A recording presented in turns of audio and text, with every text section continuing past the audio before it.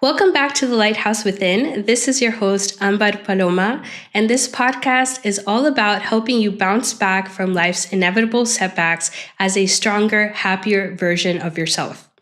13 years ago, I thought my life wasn't worth living anymore. And now I'm living a life beyond my wildest imaginations.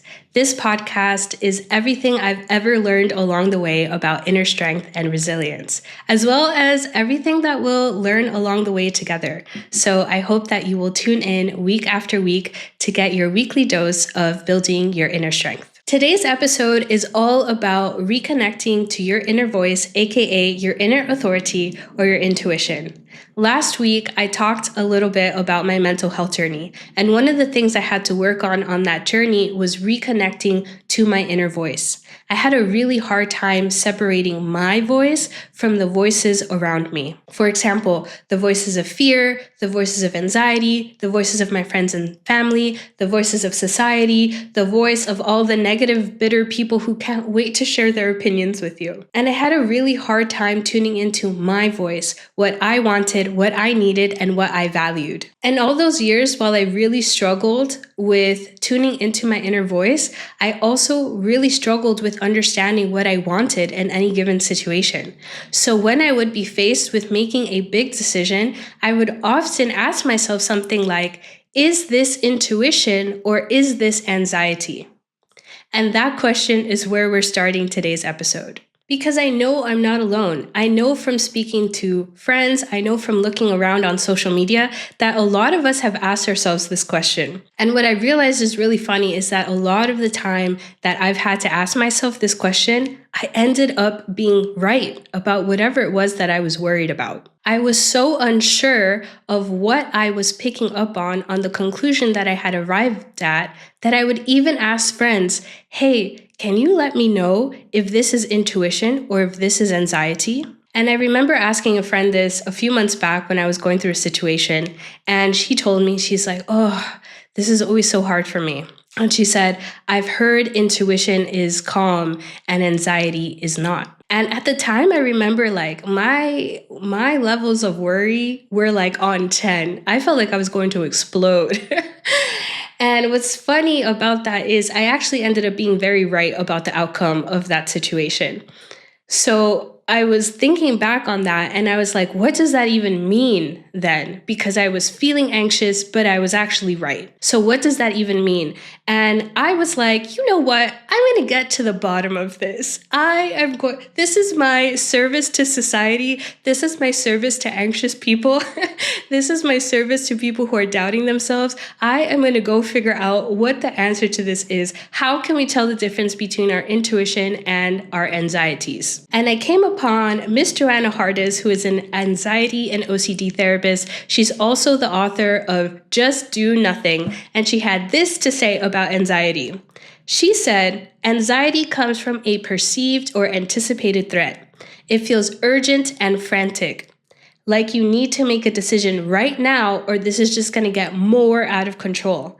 And it's typically rooted in fear. But get this, because Miss Joanna Hardis also said that you do not arrive at intuition through thinking. It is a firm, calm knowing. I just know this. And I really sat there and I was like, Miss Joanna Hardis, excuse me, but what do you know? Because there is nothing I want to do more in this world after asking myself something like, is this intuition or is this anxiety? Like sit there and overthink the crap out of it until I find a conclusion that feels good enough. So what could you possibly know?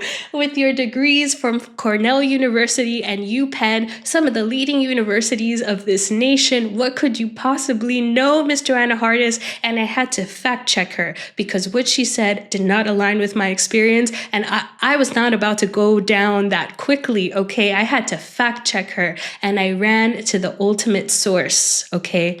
I ran to the dictionary. And this is what Merriam-Webster had to say about intuition.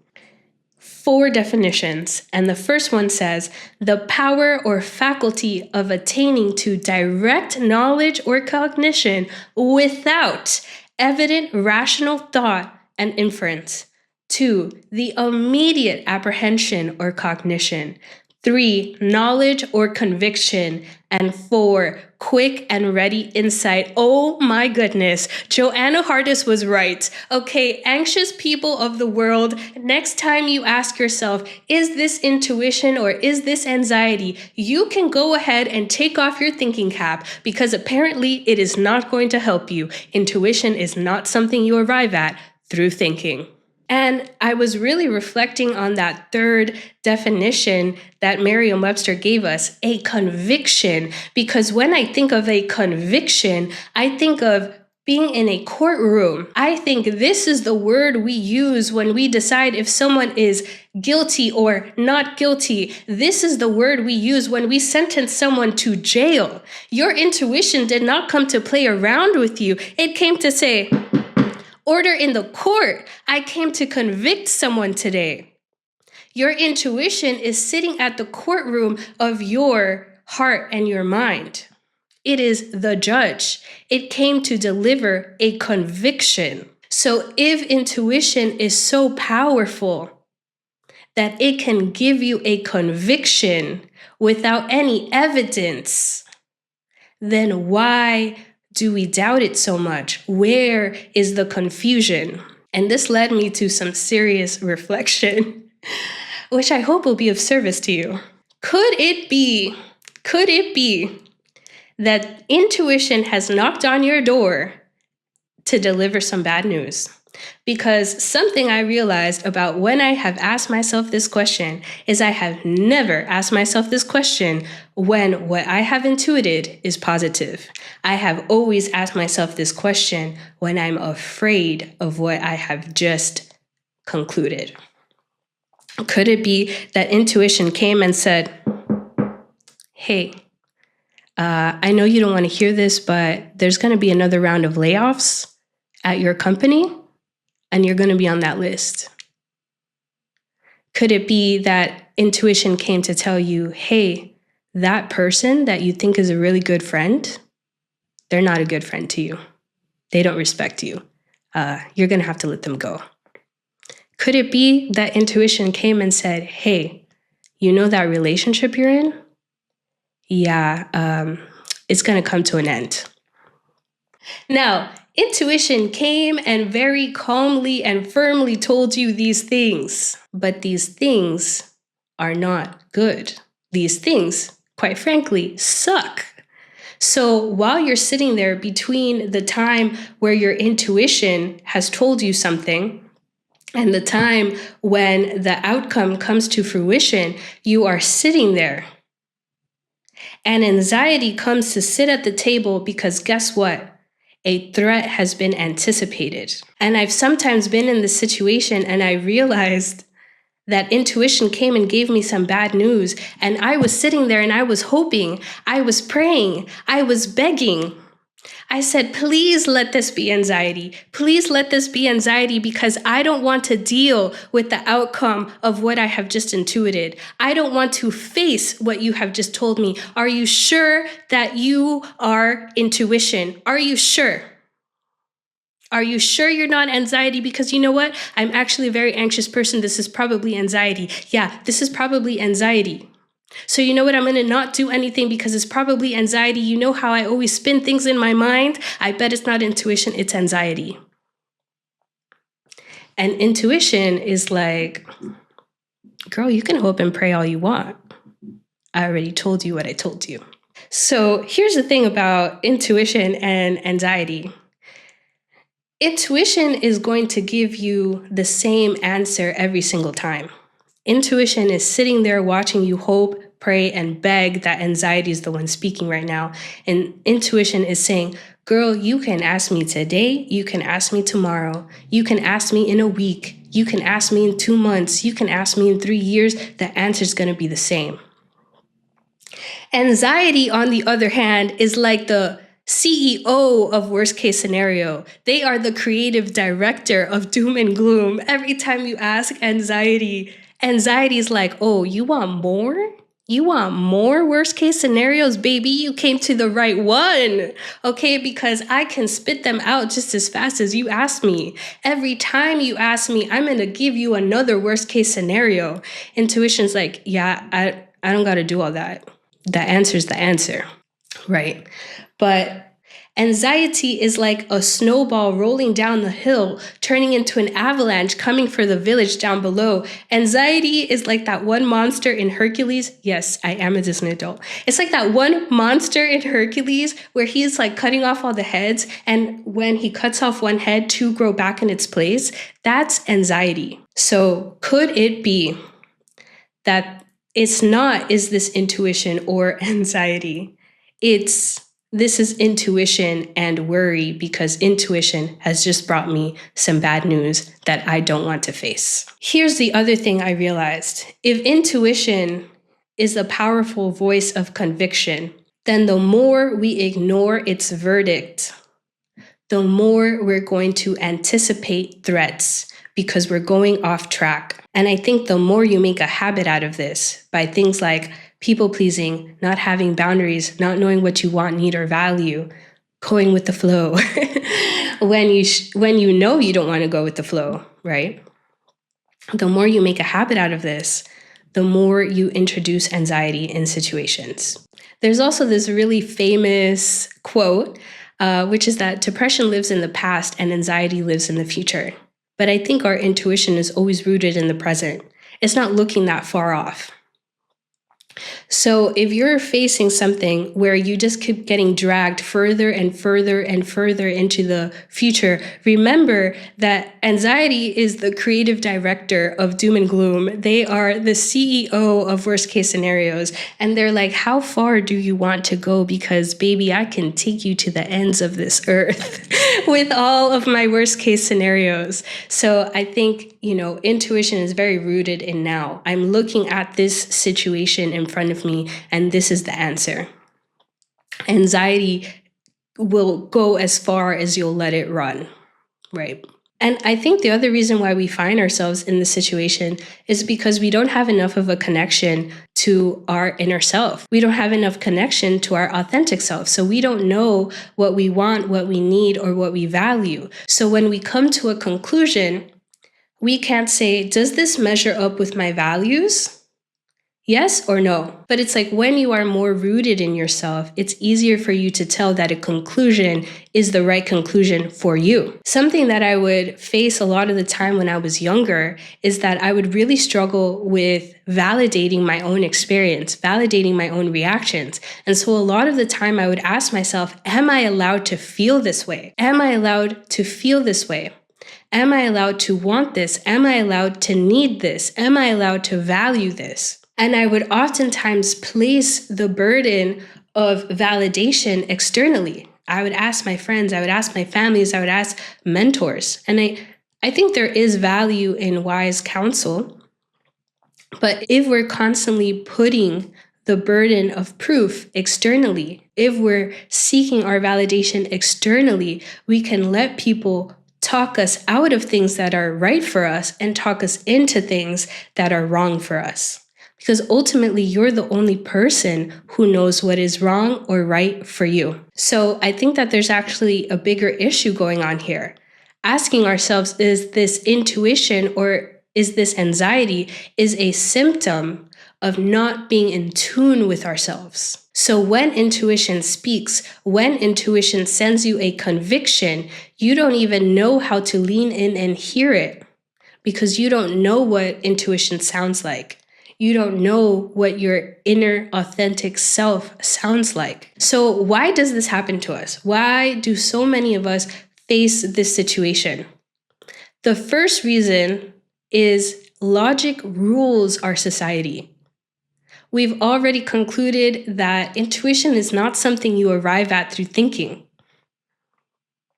So if we live in a society that values logic, that values evidence, that values thinking, and something comes along that is not based on any of that, I don't think I even have to spell out for you how much that can be invalidated. The second thing is we are so afraid of negative emotions as a society. We spend more time as a society trying to get rid of our negative emotions than we do inviting them in and asking them, what are you trying to tell me? So we really don't have the processes in place to deal with our negative emotions. And this is something we're going to talk about a lot more in next week's episode, which is all about building your emotional first aid kit. So please tune in for that one. I'm really excited for it. But I also think the third thing is we don't know how to separate the voices of society, the voices of other people, the voices of our emotions and our reactions from our inner authority. At some level, we have to sit with ourselves, sit with our mind, and put labels on the voices. This is the voice of my mother's criticism. This is the voice of those influencers I follow on social media. This is the voice of my friends. This is the voice of that one petty guy in the 12th grade who made fun of me after that history class presentation, and I've never gotten over it. This is his voice. This is what my grief sounds like. This is what my anxiety sounds like. This is what my wounds sound like. And buried underneath all of this, deep down, I hear this calm, wise voice. And if I just lean in, now I hear it. This is my intuition speaking. So why is this important? In the first episode, we talked about the characteristics of a resilient person.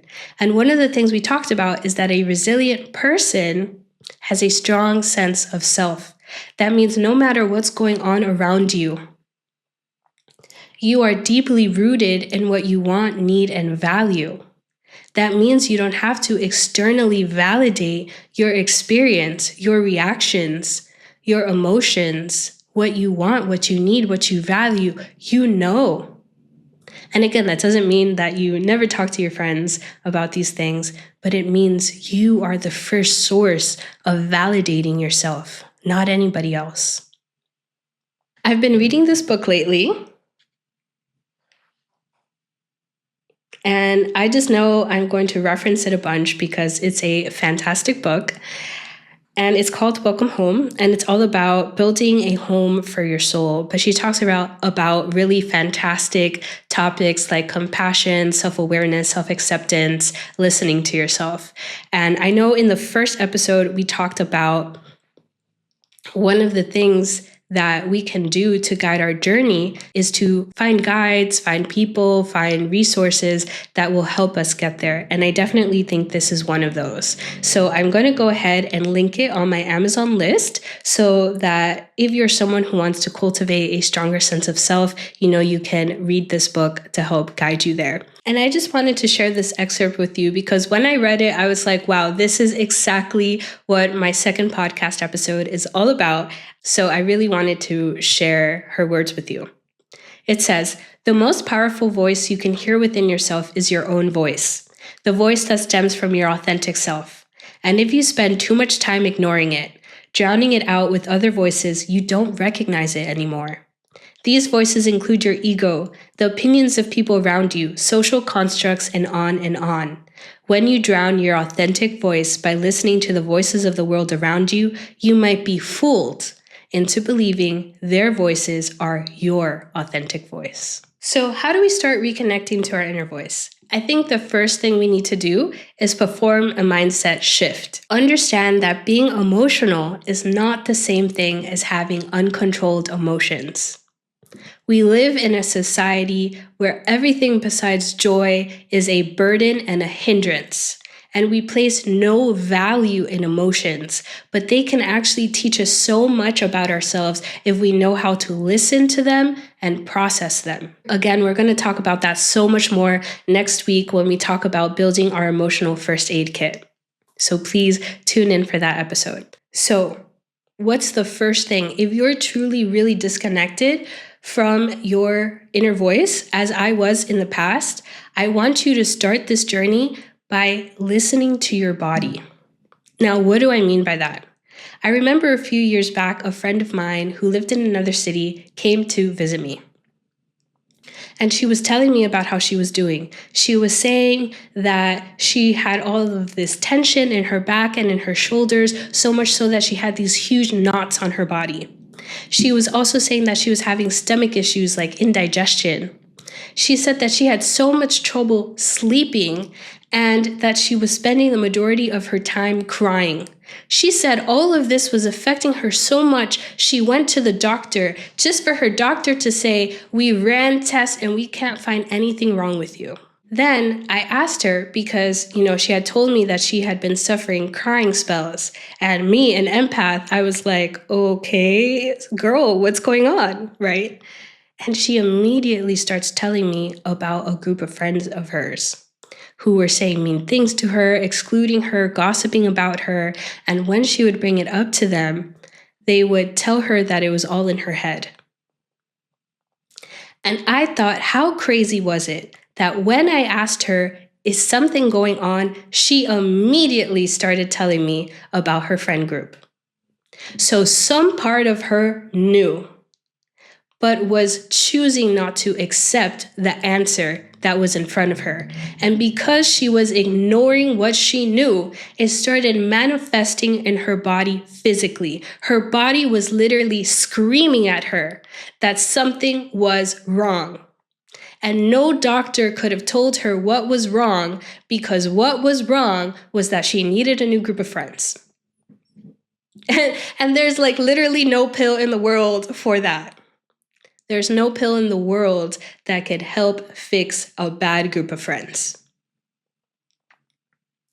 So when you think about times when you have been upset, recognize how it shows up in your body. You feel uneasy, you feel your muscles tense, you feel your jaw tense, you start being unable to eat or sleep well. And the more you ignore it, the more you put yourself in the situation, the more it manifests in your body. Now, your body can't tell you what's wrong. It can't tell you why it's wrong, but it can tell you that something's wrong. And if you're not listening to your intuition, it will start manifesting in your body. So the first thing that I want you to do to reconnect with yourself is to start seeing the way it's showing up in your body. When someone asks you to do something, maybe you feel an uneasiness in your body. Maybe that means you don't actually want to do that, right? Your body is always sending you signals, so start listening to it. The third thing I want you to do is to start spending more time talking to yourself. A few years ago, I realized that I had this really big issue with naming my feelings. And because I had a big issue with realizing what I was feeling and naming my reactions, it made it difficult for me to communicate with partners and friends about what was going on. I would have these delayed reactions where something would happen, I would jump into fix-it mode, and then maybe days later I'd realize oh, I didn't actually like that. So one of the things I did to speed up the time between the event and me realizing that I didn't like something was spend more time talking to myself. When you spend time talking to yourself, it can help you connect to what you want, need, and value a lot faster because you get used to knowing what you want, need, and value. Before we get into this next activity, I want to preface this by saying this activity is not meant for you to hyperfixate on something. It's not meant for you to pass judgment on anything. It's meant for you to listen, and not listen to respond or listen to pass judgment or listen to condemn, but listen to understand. What does it mean when we understand something? Here comes my good old friend, the dictionary, with some definitions for us. And it says, to understand means to know the meaning of something that someone says. It means to know why or how something happens or works. And it means to know how someone feels or why someone behaves in a particular way. So when we're listening to understand ourselves, we're really just listening to build knowledge of who we are and why we behave the way that we behave. So again, this is not about self-judgment. This is not about self-criticism. This is about self-awareness and self-acceptance. So I want you to sit in reflection at the end of every single day, right? This could look like audio notes. This could look like journaling. It could look like talking to yourself on a car ride home. It could look like simply sitting in silence and thinking about something. It could even look like doing this through prayer, right? however you want to do this, but it's important that you get into the habit of talking to yourself. So to give you some structure to how you'll be going through this reflection on a day-to-day, I came up with the 4 R's of reflection, and I totally made this up. So if this framework doesn't work for you, go ahead and try something else. But this is indicative of sort of what I would do with myself when I started making it a point to spend more time talking to myself. So the 4 R's of reflection. The first one is recap. I just want you to go over the day and what happened that day. The second R is reactions. Take stock of the way you reacted to things throughout the day, whether it brought you joy, frustration, unease, worry, it doesn't matter. You're just making a list of how you reacted and how you felt that day. The third R is reveal. I want you to take into account what this reveals about yourself. What's the story you're telling yourself about what happened? What's the history that is revealed in what happened? What does this reveal to you about what you want, need, or value? What does it reveal? The fourth thing is regard. I want you to show regard for yourself. Now, what does regard mean? That means to show respect, consideration, or admiration for someone. And I want you to get into the habit of showing that for yourself. Because one of the things we face when we need external validation is that we can't internally validate what we're experiencing. That's why we invalidate our emotions. That's why we invalidate our reactions. That's why we invalidate our intuition, is because we're relying all of our validation on external sources. So when you show regard for yourself, you're working on building that mechanism of internal validation. So that could look like saying, hey, I'm so proud of you for how you handled things today. Or that could look like saying, hey, I'm really sorry for what happened today. You didn't deserve that. Or that could even look like saying, hey, I know you think you messed up today, but tomorrow's a new day and you can always do better. Just take this as a learning opportunity. Show regard for yourself. I made a worksheet that goes along with today's episode. So if you want access to that and to the activities that we talked about today, please go ahead and look on my website. It's attached to the second episode. You can also go ahead and sign up for my newsletter, Message in a Bottle, where you will get weekly activities or reflections that you can do that will help you grow your inner strength. It will also include empowering messages and, of course, an alert when there are new episodes of this podcast. I wanted to leave you with a final message that I read in the book, Welcome Home. I thought it was such a perfect recap of everything that we talked about today about the importance of tuning back into your inner voice. So I really wanted to share it with you. And it goes like this. Silence within serves as a magnifying glass, as a mirror, as an amplifier for the voices that visit you in the form of thoughts and emotions. The goal is not to always be in silence, but to use silence as a tool to listen to yourself and consequently understand yourself. Once you master the art of intentionally being silent on the inside, you master listening to yourself.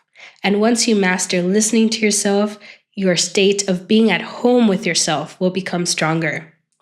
Because you no longer feel the need to make sense of yourself, your thoughts, or your feelings by sharing them with someone else, you hear yourself. Practicing inner silence means that instead of immediately bringing your thoughts and emotions to the surface and speaking them to others, you practice being in a state of listening to them on your own. Just as not everyone who hears you actually listens, you don't always listen to what you hear on the inside either. Sometimes you know something is wrong for you, but you choose not to listen to yourself. In the same way, sometimes you listen to the voices within you that bring you down. Either way, the answer is not to always ignore the negative voices or to always listen to the positive ones. The answer is to listen to both and to remember they are just voices. You are the one in control of whether you believe them or not, of whether you act upon them or not. I thought that was such a great reflection. And she also talks about how your inner authority is the master watching over your thoughts and reactions. So I hope that that was as valuable to you as it was to me. And I hope that you've enjoyed spending time with me today talking about reconnecting to your inner voice. I absolutely love speaking to you, and I can't wait to talk about our emotions and how to process them in next week's episode on building your emotional first aid kit. Thank you so much for tuning in, and don't forget to subscribe so that you always know when a new episode drops. Have an amazing day. Love you. Bye.